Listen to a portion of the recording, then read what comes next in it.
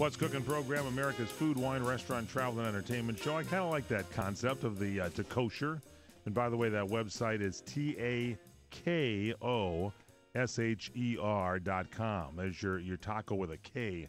TAKOSHER, to kosher.com. It's I believe, the world's first kosher taco truck. How does that fit into your truck analysis there, Paul? Because you get a little perturbed about these trucks that pull up in front of some of the restaurants or whatever, and it sounds like not only are they kosher in the way they prepare the food and they've gotten all the certifications, but they also don't pull up in front of any brick-and-mortar restaurants and take business away.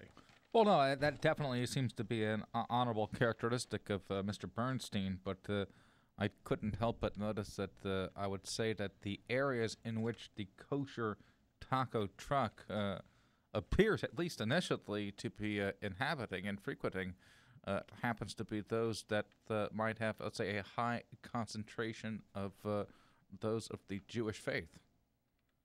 And I don't know necessarily how, again, even though they may not pull up in front necessarily to the brick and mortar stores, I kind of.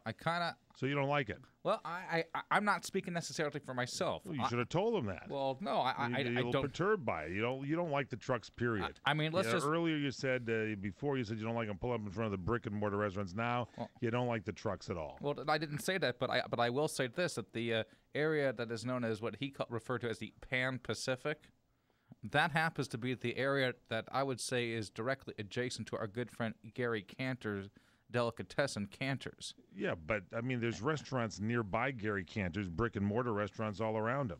Oh. So as long as he doesn't pull up in front of one of those restaurants, can't he pull up into a place and sell his business? Well, and also his food? I guess it's relative. There you go. All right, so let me ask the audience a question. You comment on this as well. It comes to my attention, a good friend is getting ready to get married. And they're going to do a dinner, I guess a rehearsal dinner or something. Going to go at a restaurant where he knows the chef. Been favorable. He's probably even worked with the chef, I would think. And the chef says, look, I'm going to do a deal for you. I'm going to make you a rehearsal dinner at around X amount of dollars per person. Let's say like $38 or something per person, right? $38 per person. That's not bad, right? No, that's very good. So that's pretty good. And then the person wants to bring in like a special wine that they enjoy, that they have had fun with. And so the person says, sure, you can bring that in. I'll charge you $10 a bottle corkage. Don't you think that's a little high, the $10 a bottle corkage? This is a friend? Yeah. Don't you think that they kind of see it coming, sort of? I would usually pass on the corkage fee if I was a friend. Yeah. Or say, look, I'll charge you like $25 or $50 or whatever total for the wine service that we're going to do, and you bring in whatever you want.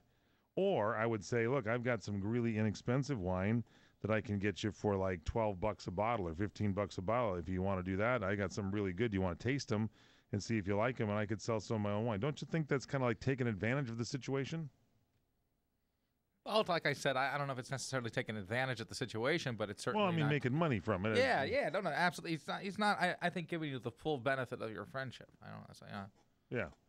So, and it's not like they're canceling out. Here's the an engagement to make way for this let's say occasion. Here's the tip that I'll give to you. And if you people have friends and maybe in the restaurant business, and I hate to do this because a lot of people always want to talk to the owner because they think they can get the information. Something's wrong in their life, they got to talk to the owner. They don't talk to the people in charge of certain areas, which is what you should really always do. But in a case like this, when you have a problem, if he's good friends with the owner, he should talk to him and say, hey, what's the deal here? Can I do this and this and this and this and this? And instead he's been talking to like management people. And when that happens, that sounds to me like the owner is sort of like said, hey, you're going to pay my corkage fee no matter what. I don't know. It's anybody have experiences like that, we welcome calls at 800-336-2225 because this is totally a call on the owner of the restaurant. I mean, they have every right to charge everything that they normally charge because they're in business. But if you start to lean on the friendship thing a little bit, then I say you offer them the friendship kind of thing. That $38 is not, it's a good price, but it's not like $20, right? Well, again, when I think of like doing something on a friendship basis, I think of usually doing it at cost, without. Or a slight cost to cover, you want to make sure you cover your costs. Well, expenses, to cover the expenses, cost plus expenses. What if it's on a weekend night? Well, I'm not in that business, but if let's just say if you Cutting didn't- your business out on a weekend night. well, no, that's why I'd mentioned if you had already had some kind of an engagement or something else that was, Oh, you wanted hey, it you know, cost. you do it on a date You're that's tougher maybe than less me. popular. You're tougher than me. You wouldn't want the guy to make even a dime.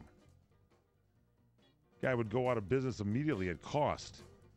You're like one of those guys that tries to get free production on their radio show, aren't you? I didn't try to get free anything. Yeah. I just simply, Wow, you know, you said learned a lot friendship. about my partner here, What ladies and are gentlemen. friends for? Yeah, I'm telling you. Sorry I brought it up. We'll continue on CRN Digital Talk Radio's The What's Cooking program, America's food, wine, restaurant, travel, entertainment, and cheapskate show.